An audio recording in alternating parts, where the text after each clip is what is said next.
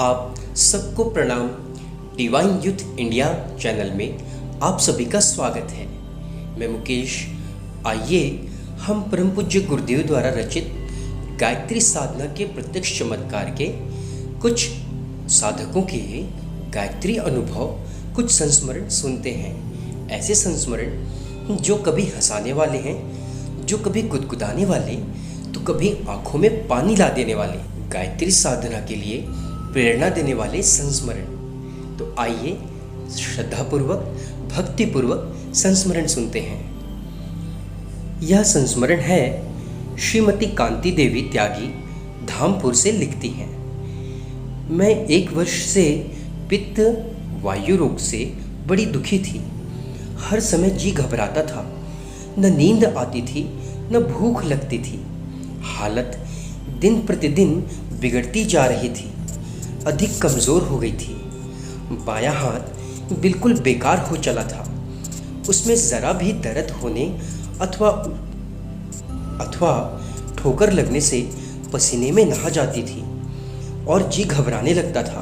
अंदर दम सा घुटता था। डॉक्टर वैद्य तरह तरह के रोग बताकर डराया करते थे। बहुत तेरा इलाज कराया, कभी 2 दिन को कुछ आराम मिला, पर फिर वही बात। माता की कृपा से एक दिन मेरी ननंद बिजनौर से घर आई। बिजनौर में उन्हें किसी यज्ञ में 5-5 पैसे वाली 8 पुस्तकें भेंट स्वरूप मिली थी।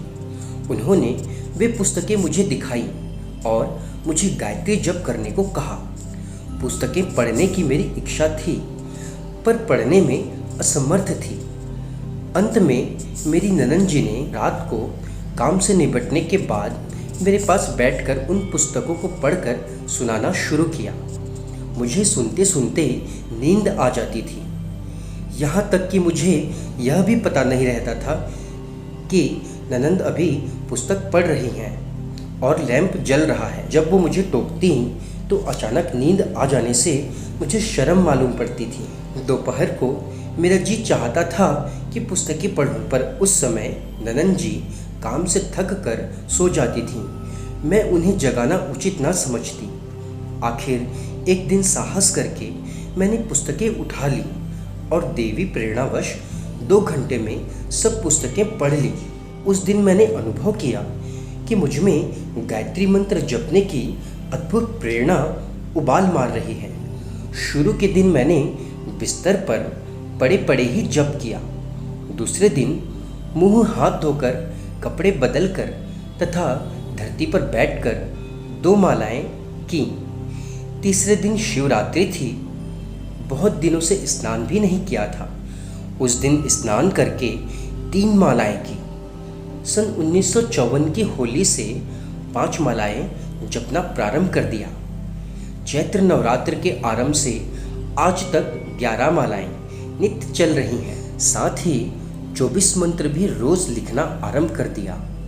साथ में एक पड़ोसी डॉक्टर से साधारणतः औषधि भी लेती रही।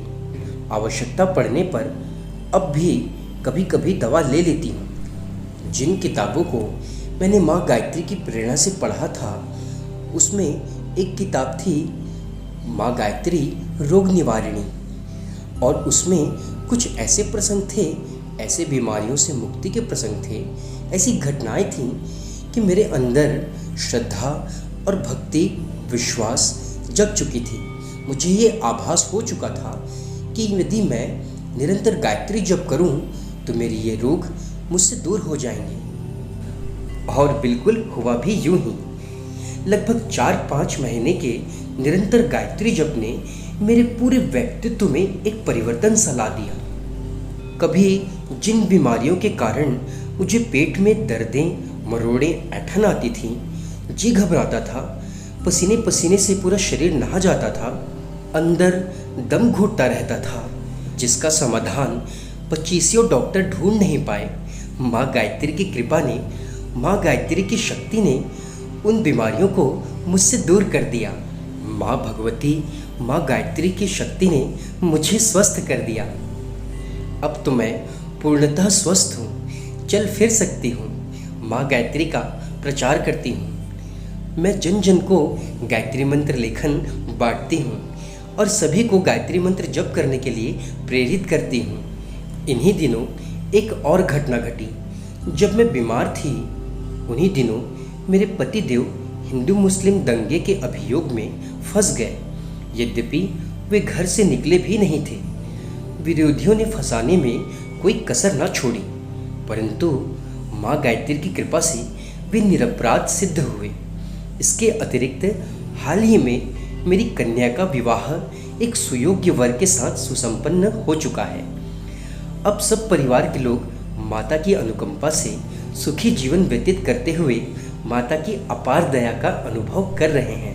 मैं तो आज भी सोचकर हैरान हूँ कि कैसे मुझे वो गायत्री की प्रेरणा देने वाली किताबें मुझे मिली। यदि वो ना मिलती तो मेरे जीवन का क्या होता।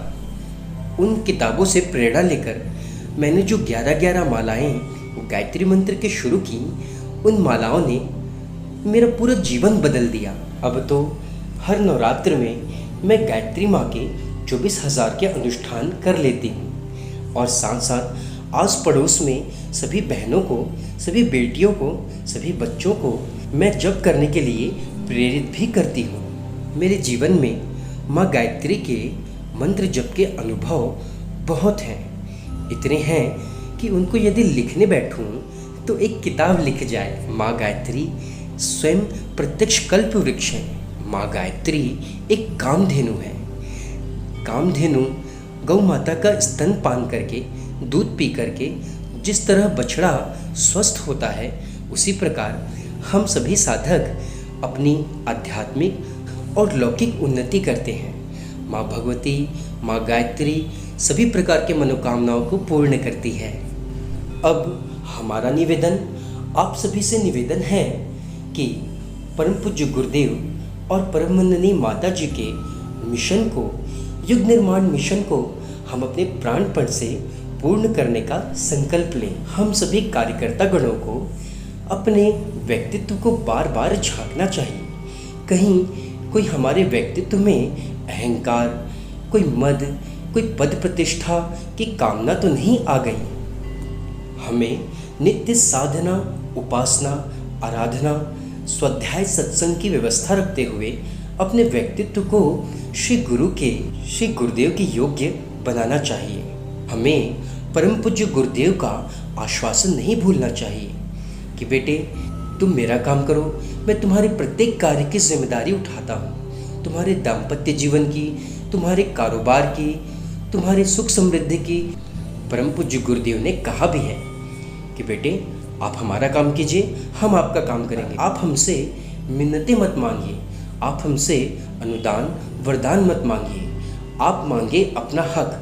आप कहिए कि हम आपका काम करते हैं, आपको हमारा हक चुकाना होगा। परम पूज्य गुरुदेव कहते हैं कि हम आपका हक जरूर चुकाएंगे। आप बीमार रहते हैं, हम आपकी बीमारी को अच्छी करेंगे। आपके दाम्पत्य जीवन को हम संभालेंगे। आपके व्यापार का रथ, आपके कारोबार का रथ हम चलाएंगे। परम पूज्य गुरुदेव कहते हैं कि बस आप हमारे रास्ते पर आ जाइए। तो आप सभी से निवेदन है कि आइए हम अपने व्यक्तित्व को इस तरह तैयार करें कि हम कुछ परम पूज्य गुरुदेव की सेवा कर सकें, उनके युग निर्माण मिशन में अपना छोटा सा सहयोग दे सकें। आप सभी ने इस प्रसंग को ध्यान से सुना, इसके लिए आप सभी का हृदय से धन्यवाद।